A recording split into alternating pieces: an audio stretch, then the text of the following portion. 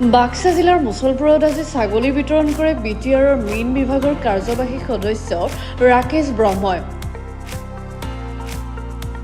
সমগ্ৰ বিটিআৰত গোট মিছনেৰে নিবনুৱাক স্বাৱলম্বী কৰাৰ উদ্দেশ্যৰে ছাগলী আৰু গাহৰি বিতৰণ কৰি আহিছে বুলি মন্তব্য কৰে সদস্যগৰাকীয়ে। প্ৰমোদ বড়োৰ নেতৃত্বত বিটিআৰ চৰকাৰে মীন বিভাগটোক গতিশীল কৰাৰ বাবে পিক মিছন গোট মিছন আঁচনি ৰূপায়ণ কৰে। এই আঁচনিৰ অধীনত এতিয়ালৈ বিটিআৰৰ 5খন জিলাৰ নিবনুৱাসকলে গাহৰি আৰু ছাগলী লাভ কৰি অৰ্থনৈতিকভাৱে স্বাৱলম্বী হৈ পৰা বুলি মন্তব্য কৰে কাৰ্যবাহী সদস্য ৰাকেশ ব্ৰহ্মই। বিটিআৰৰ 4খন জিলাৰ লোকৰ ঘৰে ঘৰে গাহৰি, ছাগলী আৰু মাছ পালন কৰি স্বাৱলম্বী হ'বলৈ আহ্বান জনায় কাৰ্যবাহী সদস্যগৰাকীয়ে।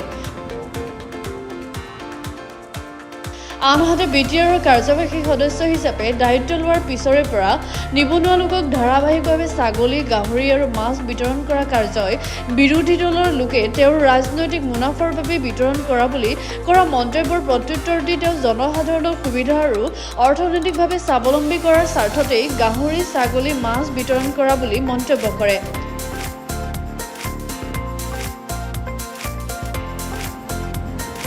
এই ক্ষেত্ৰত তেওঁ যিহেতু এগৰাকী কাৰ্যবাহী সদস্য, গতিকে ৰাইজক সহায় সহযোগিতা কৰাটোৱেই উদ্দেশ্য বুলি মন্তব্য কৰি তেওঁ অনাগত সময়ত আৰু সহায় কৰি যাব বুলি মন্তব্য কৰে।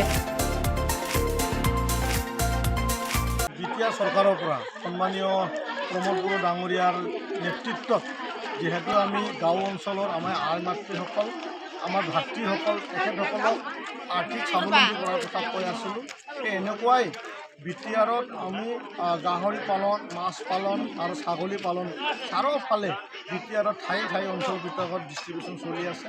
আজি আমাৰ মুছলপুৰত ভিগু ভাস্কৰ নাথ ডাঙৰীয়াৰ নেতৃত্বত ইয়াৰ আমাৰ ছাগলী মিছন গোট মিছনৰ গোট ডিষ্ট্ৰিবিউশ্যন হৈ আছে।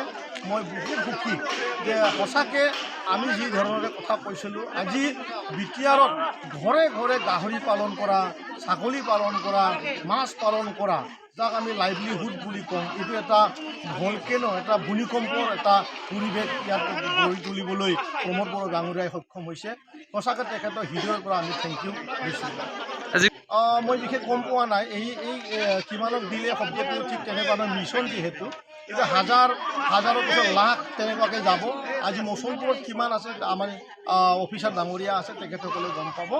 মই সেইখিনি ক'ব পাৰোঁ। এতিয়া আমি প্ৰমোদ বড়ো ডাঙৰীয়াৰ যেতিয়া চৰকাৰ আহিব, আমি সেইটোৱে কৈছিলোঁ এটা নতুন এটা সমাজ লাগে আৰু সেই নতুন সমাজৰে এইটো এটা চাৰ্টিফিকেট যে আমি যিহেতু গাঁৱৰ অঞ্চলবিলাকত আমাৰ বাইদেউসকলে আৰ্থিকভাৱে বহুত জুৰুলা হৈ থাকে আৰু সেই জুৰুলা অৱস্থাটো যদি অলপো যদি আমি উন্নতি কৰিব পাৰোঁ, সেইকাৰণে আমি চৰকাৰ অহাৰ আগতে কৈছিলোঁ যে পৰিৱৰ্তন লাগে, পৰিৱৰ্তন দৰকাৰ, প্ৰমোদ বড়োৰ ডাঙৰীয়া চৰকাৰ দৰকাৰ বুলি সেই শ্লোগানটোৰে আজি এইটো বাস্তৱ ৰূপ লৈ আছে।